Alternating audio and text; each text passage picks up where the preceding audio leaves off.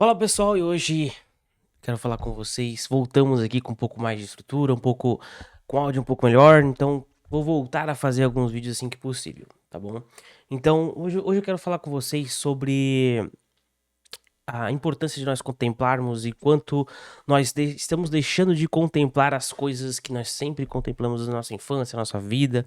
E isso faz com que pareça que a vida é menos legal, menos colorida, mas a vida é a mesma. A diferença são as nossas atitudes. E por isso que eu estou com a camiseta do Brasil. Hoje eu quero falar com vocês sobre Copa do Mundo de 2026, por incrível que pareça. Então, vamos lá.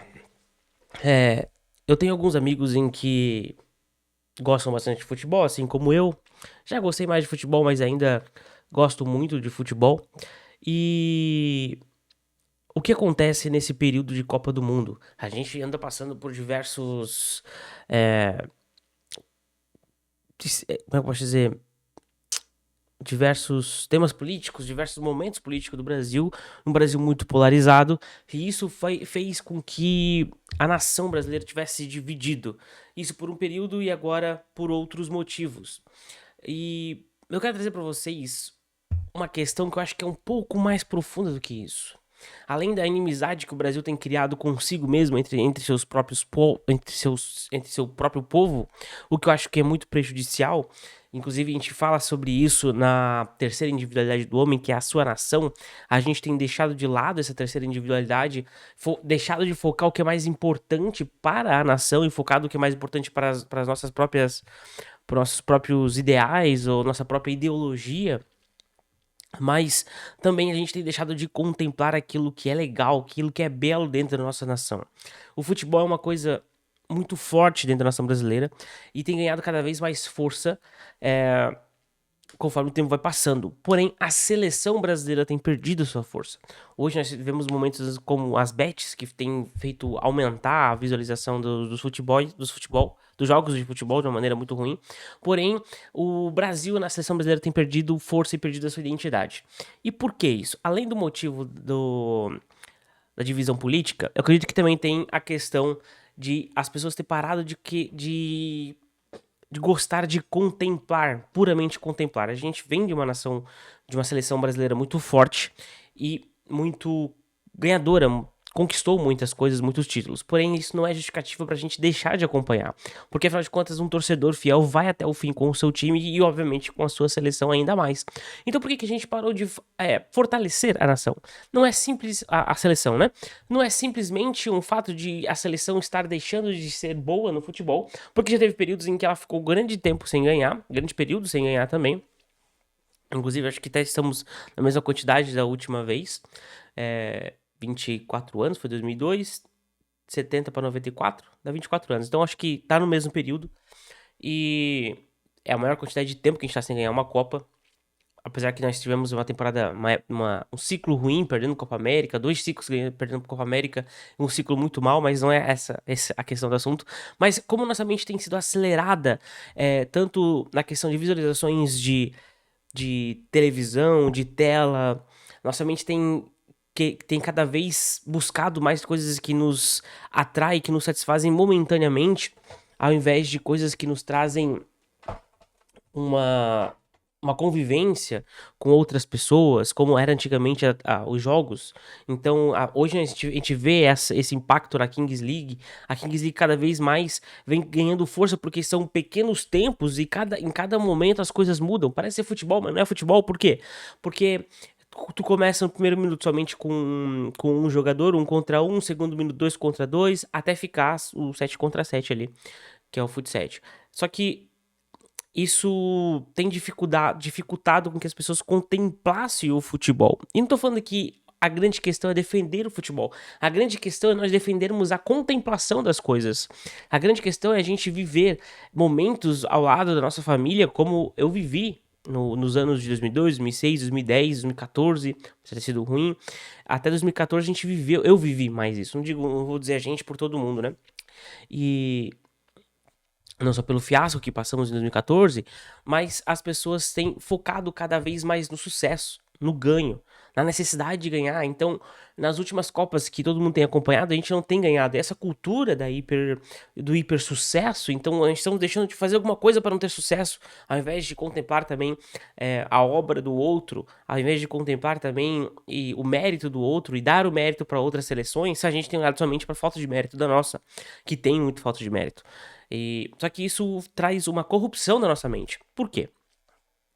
Porque acreditamos que o mais importante de tudo é o fazer. O mais importante de tudo é aquilo que a gente, com as nossas próprias mãos, fizemos em prol de algum resultado, de algum sucesso. E esquecemos da possibilidade de contemplar aquilo que já tem valor, aquilo que já é valioso. Como o fato de nós contemplarmos um momento junto em família enquanto assistimos jogos. O meu pai é uma pessoa que não quer assistir jogo da seleção. Eu vou fazer com que ele assista. Eu quero ir lá para a cidade onde meus pais moram e assistir jogos com eles. Por quê? Porque isso traz relevância, isso traz momentos únicos em família. Isso traz memórias, constrói momentos de pessoas, conexões de pessoas de verdade, que traz para nós para a primeira individualidade a segunda individualidade do homem, que é a nossa família. Hoje eu não construí minha própria família com a minha mulher e com os meus filhos, mas quando chegar esse momento, eu terei esse momento junto com a minha família. Hoje a minha família são os meus pais, então eu quero ter essas memórias, esse momento com os meus pais. Então eu vou com a camiseta da seleção brasileira. Meu pai tem uma camisa da seleção brasileira de 2008, se eu não me engano, do Kaká, em que um amigo dele deu, então eu vou fazer ele vestir a camisa da seleção brasileira, nós vamos assistir, é um momento único em família, um momento de contemplar, independente do resultado. Podemos perder, até acredito que a gente vá, a seleção não tá bem, não tá boa, mas a gente precisa aprender a desacelerar nossa mente para conseguir assistir coisas mais longas, com menos estímulo visual, menos estímulo mental, para que consigamos cultivar esses momentos juntos. E, mais do que isso, contemplar momentos independente dos resultados. Nós não podemos estar com a mente 100% focado no sucesso que o mundo nos mostra, no sucesso do agir para conseguir, para conquistar, que o mundo tenta sempre impor pra gente. Porque vai fazer com que nós nos distanciamos do nosso objetivo. Vou contar uma história aqui pra vocês, talvez conecte com a sua história, com a história de alguém que vocês conheçam também, porque tem se proliferado cada vez mais esses momentos no nosso mundo. Conheci um amigo em que ele teve uma infância difícil, o pai dele sacrificou a família por um objetivo que ele não conquistou, que ele não conseguiu, então a família não só viveu distante dele, mas também não teve os benefícios do dinheiro. Eles tiveram um período muito mal financeiramente, viveram mal financeiramente, porque o pai dele estava buscando um sonho irreal, não conseguiu conquistar. E ele teve em sua mente que faria diferente quando fosse pai. Que ele daria aquilo que o pai dele não deu pra ele quando ele tivesse seu filho. E aí ele conquistou tudo, conquistou sua família, conquistou sua mulher, conquistou seu filho, conquistou uma empresa, foi bem financeiramente, porém ele não cumpriu com a sua promessa. Ele não deu aquilo que o pai dele não deu pra ele. Ele não deu pro seu filho aquilo que ele prometeu que ele daria porque o pai dele não lhe deu. E não estou falando de dinheiro, estou falando de momentos juntos, estou falando de parceria, de conexão, de amor. Ele não entregou isso pro filho dele. Ele não cumpriu com a promessa que ele mesmo fez, que faria diferente do seu pai. Diferente do seu pai, ele teve sucesso financeiro. Mas isso nunca será suficiente para uma criança, para um filho. Porque uma família que não é bem sucedida financeiramente, como o mundo impõe, mas existe amor, existe conexão real, existe conexão familiar e transmissão de princípios e valores, você constrói uma criança com princípios e valores que transmitirá isso para os seus netos, para os filhos dele. E futuramente para os netos dele, para os seus bisnetos. Você vai transferir princípios e valores morais e cristãos. Muito mais importante do que os morais. E é assim que a gente transforma o mundo. Não é lutando contra o sistema, é nós criando o nosso próprio sistema e vivendo para uma moralidade cristã. O professor Olavo de Carvalho muitas vezes já falou também referente a isso, que a partir do momento que nós estamos lutando contra o sistema, nós já fizemos parte do sistema. Mas a partir do momento que nós saímos dessa tentativa de lutar contra os sistemas e criamos nosso próprio sistema a longo prazo, aí a gente saiu do sistema, a gente não é mais dependente do sistema. A gente criou nosso próprio sistema que transfigurará, que mudará, que transferirá esse sistema atual mal para um sistema, possivelmente para um sistema bom. Isso tratando uma visão a longo prazo, não tô falando de visão bíblica, de apocalíptica, algo nesse sentido. Escatológica, não entenda nesse sentido. Estou falando de uma visão de construção individual que te trará paz e de uma construção de um sistema que vive em prol do reino, que não vive em prol das coisas momentâneas dessa vida, que não vive em prol de um sucesso financeiro para este ambiente. A partir do momento que nós abrimos mão dos nossos momentos em família, de troca de princípios e valores e educação cristã, a gente está abrindo nós estamos abrindo a mão da nossa vida eterna. Lembre-se que nós somos seres eternos.